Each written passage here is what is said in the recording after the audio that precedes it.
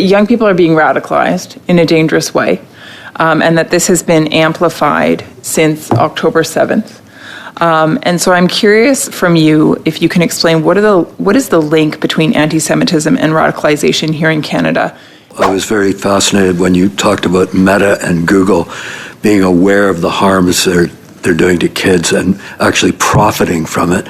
You also mentioned there's widespread drug trafficking on Instagram. Could you go into that a little bit more and tell us how it's done? It has the technology to address these issues. It's a choice at this point to not do so. So if Meta is technologically capable of detecting and removing these types of things, trafficking, what explains their lack of action in this case then? This guy's garage. Like and subscribe. Pursuant to Standing Order 1082 and the motion adopted by this committee on Wednesday, November 5th, 2025, the committee is meeting to study the effects of influencers and social media content on children and adolescents. Thank you to our witnesses for taking the opportunity to be with us here today.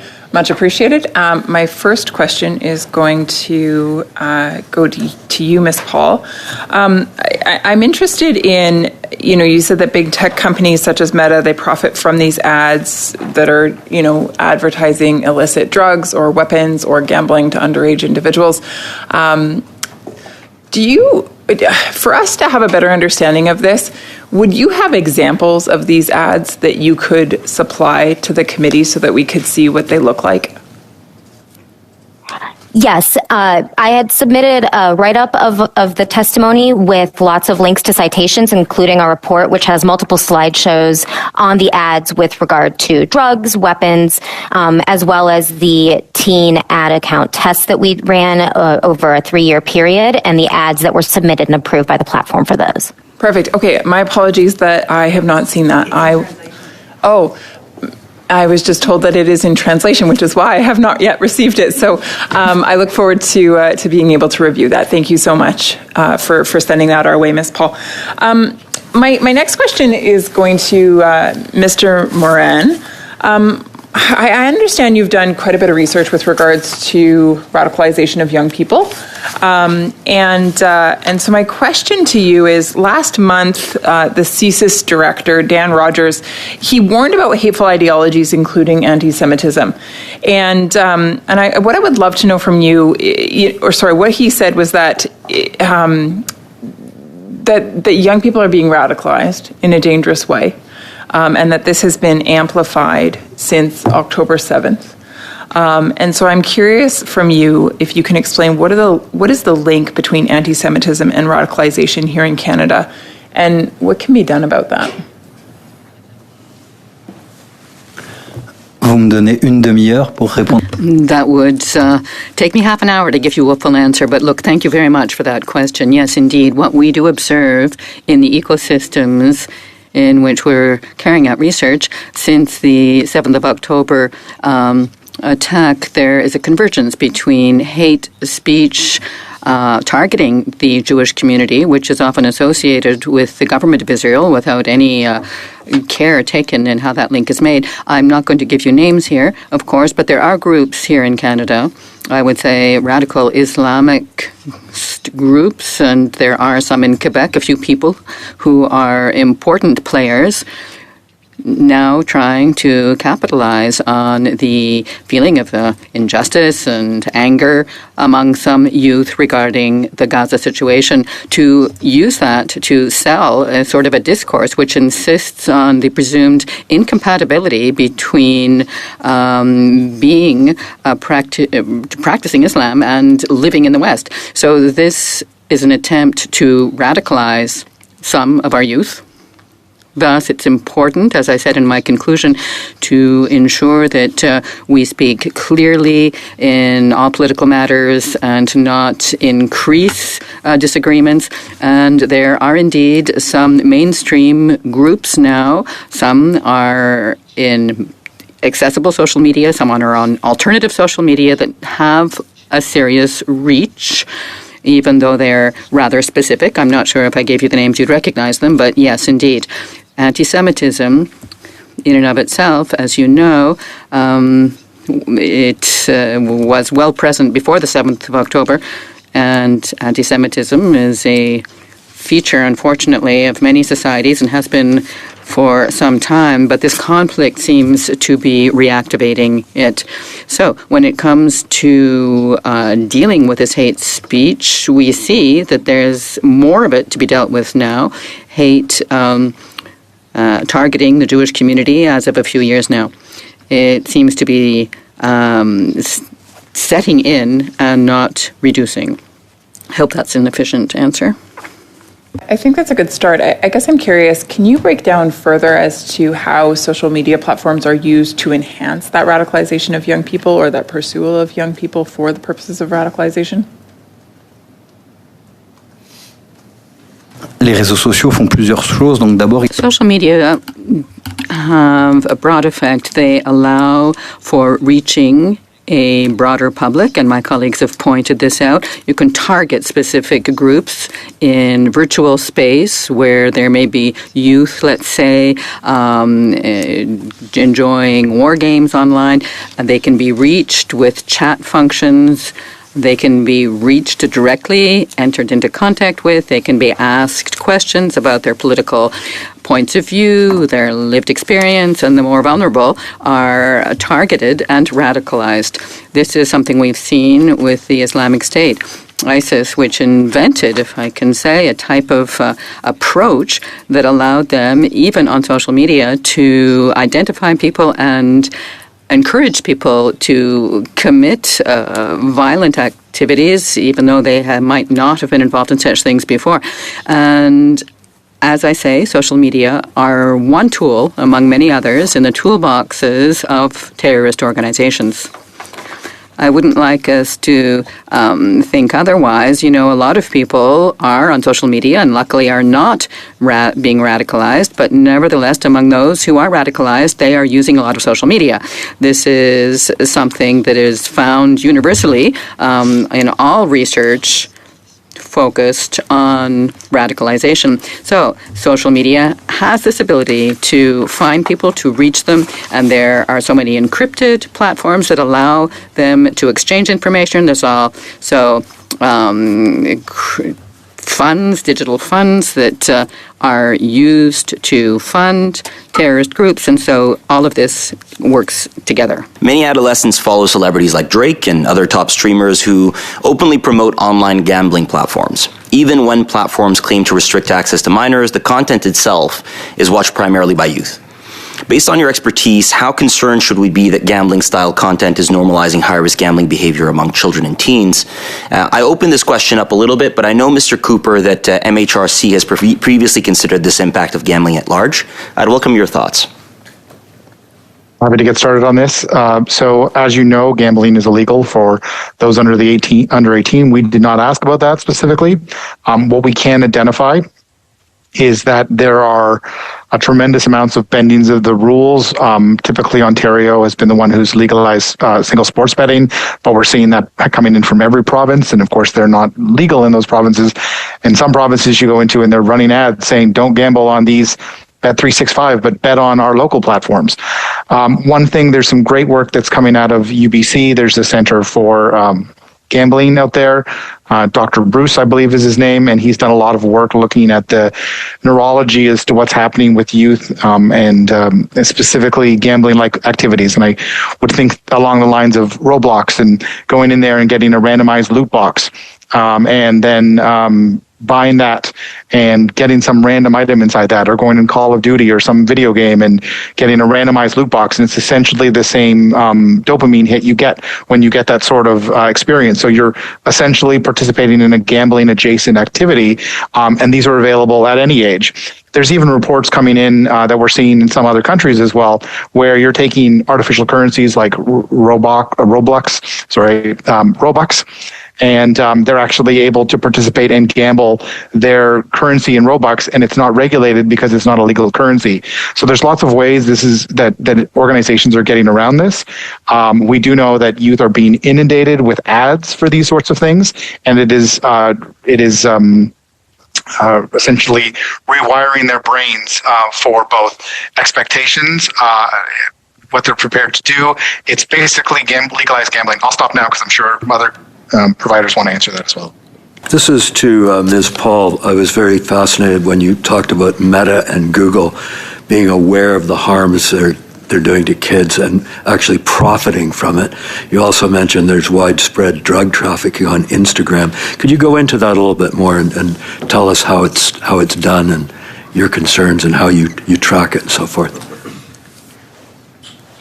Well, when it comes to Instagram, there are several different studies we've done focusing on the drug trafficking on that platform. For instance, we created a teen user that searched for things like the word Xanax, and before even fully typing, Meta's autofill recommendations would recommend accounts called Xanax for sale, buy Xanax, things like that, that would just feature profile photos full of pills. It took very little effort for teen users to connect on the platform. I think it's important to keep in mind that the way that these companies profit is through advertising, and the way that they can get more spend on ads is to keep eyeballs as long as possible. That's why you see things like AI slot proliferating, because that is one of the ways to keep people just looking at the platform, whether it's in disbelief, whether it's in shock, or whether it's in genuine interest. When it comes to the advertising mechanisms, Meta's ad library is one of the ways that we've been able to look at the drug trafficking ads. And we actually have a running hashtag on our X account, hashtag #MetaDrugAds, where we frequently post videos and photos of the ads while they're actively running after they've been approved by Meta. I think the important thing to remember here is even when the company's executives go before committees like yours and say that that's not allowed and they remove those ads after they become aware of it, they don't refund the drug dealers, they keep the money, and they clean up after they've been caught. There are also several whistleblowers recently regarding issues to children that have come out from Meta. There was a congressional hearing a few months ago where two whistleblowers that were tasked with internal investigations regarding harms to children detailed how the companies very narrowly directed what they were allowed to research, how they were allowed to write their reports, and what they couldn't research, even though they knew that that was causing harm to children. Those are things that are also important to keep in mind. But the advertising mechanism is very important. One of the things about the Meta ad library is that ads that are not labeled as political are only viewable while they are actively running. The exception to this is that in the European Union, thanks to the Digital Services Act, that law has required Meta to leave every ad that runs in the platform available for view in the ad library for a year. That is one of the ways we were able to see the scale of drug trafficking ads on the platform, because at any given time, there is such a high volume of ads, the average researcher is not going to be able to simply scroll and see them. But because Meta now is required by law in Europe and in the UK now as well as a result of the Online Safety Act to keep those ads in the library for a year, we can actually see the scale of the harm they're creating and the fact that they profit from that content directly and don't remove those ads in many cases and let them run to completion. You've seen illegal activity. Do you report this to law enforcement? Our organization is a open source research and investigative organization. Reporting these to law enforcement, in many cases, these are outside of U.S. jurisdiction if they're users in foreign countries. One of the things to keep in mind is that many of these drug trafficking ads or weapons trafficking ads direct users to a private encrypted messenger as opposed to a clothing website. And one of the things with regard to those messengers that we've seen is that in some cases, Telegram, for instance, whose CEO was recently arrested in France, is actually moderating more effectively before Meta ever takes down the ad. So you can go to a Telegram account that is in an ad and that is actively running and has already been removed for violating, but Meta is continuing to collect money from the ads actually promoting that harmful content. Those Telegram accounts are not able to reach users. They're not searchable on the platform. They have to buy that reach from Meta.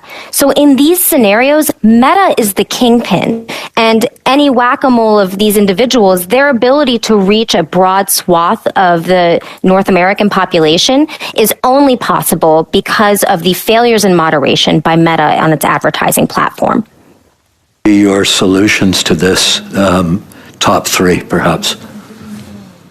Well, I think for any country where Meta is operating, and that is pretty much every country in the world, regulations from national bodies are incredibly important, and particularly holding the companies accountable, not just for algorithmically promoting illegal content, but for actively profiting from it. Meta is a facilitator in this trafficking process and not just a passive host. They've said ads are 97% of the way that the company makes its revenue. In any other world, the quality control of a product at this rate would bankrupt a company, but we've seen no repercussions for Meta, and so they're allowed to continue collecting millions of dollars from explicitly illegal content that you could never see on a news station, in a newspaper, on a television station. And at the very least, starting with their main profit mechanism and how that is being driven by illegal content is critical to beginning to get these platforms moderating more effectively and following the law. Thank you. So where do you think our weight is best placed from a regulatory perspective on access or content or on the algorithm itself? Maybe I can start with Mr. Bridgman. This is an excellent question. Thank you for it. So for the platforms, they are here. They are widely popular. They are widely used by Canadians. Cutting off access, maybe for under 18s, maybe we'll see how that plays out in Australia. I think what I've said and what others have said or hinted at as well is that you can tune these algorithms to reduce harms. That is possible. That is a governable fact. That is an available policy option. So to take sort of the we've talked a lot about today, the drug example on Facebook. We saw during the last federal election many sort of AI slop ads using political content that were being promoted, that were political ads during the campaign. We ran a very small audit study using sort of vision models. Is this political? This is during an election campaign, so it's governed speech, so there's particular rules that apply. The vision model can easily identify it. These tools are widely available. What is not being done is that there is not some pressure put on these platforms to apply that vision model effectively, to ensure that the engineering and staff capacity time is put towards that. And so we have to turn that dial. We have to make it more expensive, more costly. And there are ways to tune this. There are ways to work with the platforms and say, look, this is not going to work. We're going to start imposing fines in this space. So you run an ad that shares drug content, not only can you not profit from that ad, but all of the revenue there is going to be applied and is going to be taxed as a fine. If you apply the right lever, the company will change very quickly the amount of resources internally it's devoting to this. And so the approach of the DSA, a harms-based approach that says we're going to identify harms on the platforms. Platforms are responsible for proactively identifying harms, and we're going to use those levers. We're going to try to reduce that amount of harm. They operate in probabilistic ways. Those of you who kind of are experiencing sort of the new AI wave, this is all probabilistic. And we can play with those probabilities and we can pose fines and adjust those probabilities in the favor of reducing online harms, in the favor of protecting children, in the favor of a better democratic discourse. And that's all possible. Has that been done in other jurisdictions? I mean, absolutely. This is what the DSA is doing. This is, to a certain extent, what C63 kind of proposed and was trying to do. And yeah, absolutely. There's criticism of that and there's space for that. But that was the approach, is to try to reduce that harm calculus and to force, like, these decisions, we cannot think of these companies as engaging in evil behavior. They are pursuing their advertising, maximizing, and that is great. And we say, okay, yeah, that's good, and you are free to do that and to profit from that, and that is great. Here are the rules for our society. Here are the rules. Here are the harms we are okay with. Here are the harms we are not okay with. And here's how we're going to push you in that direction. And in fact, that is the purpose of government. That is the purpose of regulation, is to do that. What is the solution in terms of properly regulating platforms to be able to prevent this type of behavior? Because based on what I'm hearing from you, it doesn't matter if the public is outraged. It doesn't matter if organizations like your own are doing the necessary research and reporting. These things don't seem to be doing it. There is still illicit material reaching the eyeballs of youth, and then in the case of ordering illicit drugs, then reaching their hands, and then of course having an impact on their lives. So what is it that we as legislators need to know in terms of how to potentially regulate these tech giants to generate change and ultimately protect people who are under the age of 18? Well, I think, getting to some of the questions that we've just been hearing regarding the age verification laws, one of the things that's important to keep in mind about that is that companies like Meta have heavily promoted that as a solution, which should be suspicious because of the fact that all it does is pass the responsibility onto kids, onto their families, and away from the platform for the fact that it is directly profiting from harm. And it also takes the responsibility off of the platform to invest in any sort of moderation, quality control of its main product, which is advertising. We don't see any of these levers being used. It's gone so far as for some of these platforms, we're seeing direct sanctions violations because they are so heavily operating without any sort of oversight. They're actually profiting from sanctioned entities for things like advertisements and subscriptions, sanctioned individuals who use their full name listed in OFAC lists. And this is because these companies have been able to operate with complete impunity for over a decade now. Passing the buck of responsibility to parents, and keeping in mind, not every kid has parents who are going to understand how to use social media. Not every kid has parents that are able to be involved in their lives. Some kids have grandparents who may have never even seen one of these platforms before. Again, it's all passing the buck of responsibility from these companies failing to do their job and quality control of their product. And starting there with their product, which is advertising, and ensuring that that is controlled is one of the critical pieces, because that is their main financial lever. And that's one of the things that's going to force further moderation so that they're not incurring fines or regulatory financial burdens that are going to harm their business model. And so looking from the top down, which is where the money starts, I think is one of the most critical pieces toward any successful regulation. Obviously, the DSA has been mentioned several times. That's something that is new regulation, but the fact that the companies have pushed back so heavily on it, and again, this is not, the DSA is not meant to police speech on these platforms. It's targeting illegal activity, terrorism, and the fact that the companies are pushing that hard to even, have the U.S. president do things like threaten tariffs against Europe for imposing the DSA suggests that any sort of regulation is effective in a way that the companies are not willing to comply with, because it will require them to give up profits they've been making from harmful content. And so starting with the profit-driving mechanisms is one of the most critical ways to have effective enforcement in any country. And just looking at how these companies react to the threat of enforcement, I think, is a really important measure for understanding where the pressure points are. Okay. No, I can appreciate that. Is there anything, like, in many ways that's a fairly general answer, are there specific pressure points that should be applied through legislation to be most effective?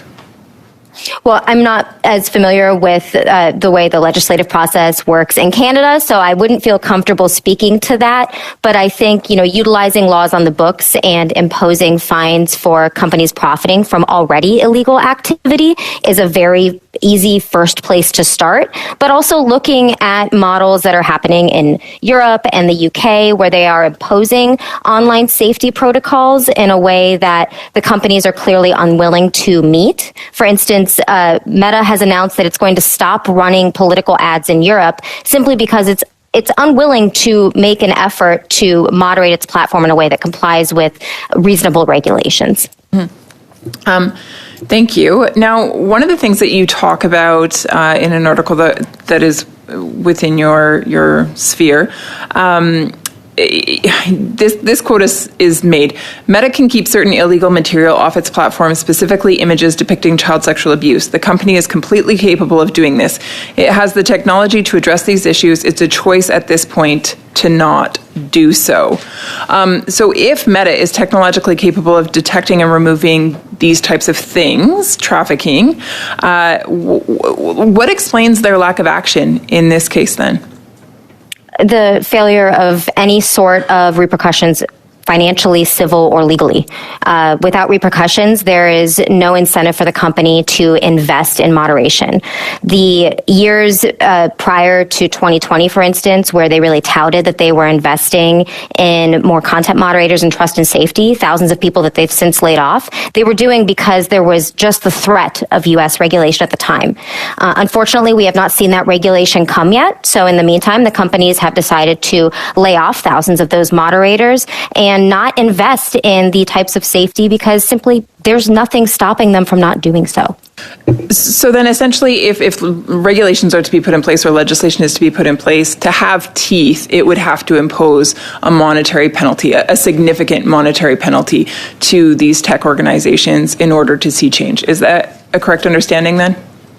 A monetary penalty or a penalty of any kind. I mean, I think that incorporating the fact that there is illegal activity that the average person, if they were, as it was asked if we work with law enforcement, the people running these ads for drugs and weapons would get arrested, I'm assuming in Canada, they would certainly get arrested in the US, but the company that's profiting the most from running the ads in the first place is facing no repercussions either legally or financially.